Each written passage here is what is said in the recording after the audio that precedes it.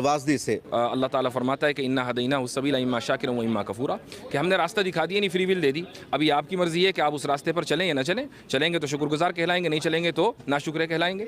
तो एक इंसान अगर गलत काम करता है फ्री विल के नतीजे में तो उसको सज़ा मिलती है, और अगर वो अच्छा काम करता है तो सवाब भी उसी को मिलता है। ऐसा नहीं कि उसका क्रेडिट अल्लाह ले जाता है और सवाब अपने आप को देता है। जावेद अख्तर ने बहुत ज़्यादा इस पर जोर दिया टाइम पर कि कायनात की तख्लीक से पहले या टाइम को वजूद में लाने से पहले अल्लाह क्या कर रहा था, कब से है वो, क्या फ्रेमवर्क है।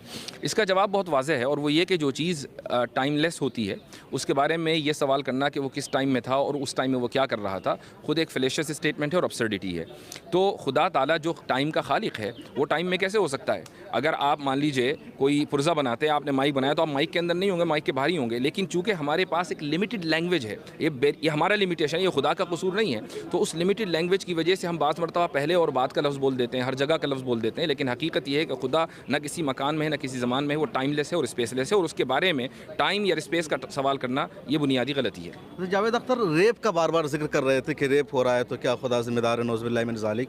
तो इसको कैसे जस्टिफाई करेंगे आप, क्या जवाब देंगे इसका? मतलब ज़िम्मेदार खुदा किसी भी सूरत में नहीं हो सकता। मुफ्ती शमाइल साहब ने बड़ा अच्छा एक जवाब दिया था, और वो ये था कि एक अगर टीचर किसी अपने स्टूडेंट्स का एग्ज़ाम लेता है, वो मल्टीपल चॉइस क्वेश्चंस हैं, तो उसमें अगर 4 ऑप्शंस हैं तो एक ही तो सही है ना, बाकी 3 तो गलत हैं। तो आप टीचर को इल्ज़ाम नहीं ठहरा सकते कि भाई आपने 3 सवाल या 3 ऑप्शंस गलत कैसे डाल दिए।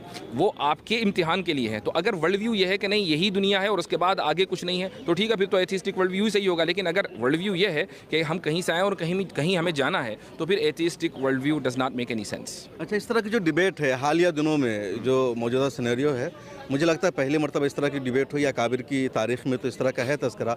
तो क्या लगता है कि सिलसिला आगे बढ़ेगा, यहीं पर रुक जाएगा, इसका कोई अच्छा मैसेज जाएगा? ये सिलसिला आगे बढ़ना चाहिए, और मैं समझता हूँ कि इस डिबेट से इससे क़ता नज़र कि किसका पलड़ा भारी रहा किसका नहीं, ये पैगाम ज़रूर जाना चाहिए कि एकेडमिक माहौल में मुख्तलिफ़ुल ख़याल लोग आपस में मिलकर बैठ सकते हैं, बात कर सकते हैं और एक दूसरे की दलीलें सुन सकते हैं। कुछ लोग ये मानते हैं कि अल्लाह के वजूद पर कोई डिबेट नहीं होनी चाहिए, बाकी तमाम मौज़ूआत पर आप डिबेट कीजिए।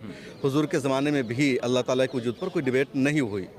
नहीं, मैं नहीं समझता कि हमारे यहाँ जो ट्रेडिशन है इल्म कलाम का कह लें, या पूरा इल्मी जो पूरा कल्चर है, उसमें किसी ने ये कहा हो कि खुदा के वजूद के ऊपर डिबेट नहीं होनी चाहिए। बल्कि हज़रत बाक़िर अलैहिर्रहमा, बाक़िर सादिक़, इमाम बाक़िर जिनको कहते हैं, उन्होंने तो बाकायदा खुदा के वजूद पर कई मुनाज़रे किए हैं और बाकायदा वो छपे हुए हैं, और ये मुअतज़िला के ज़माने से पहले थे।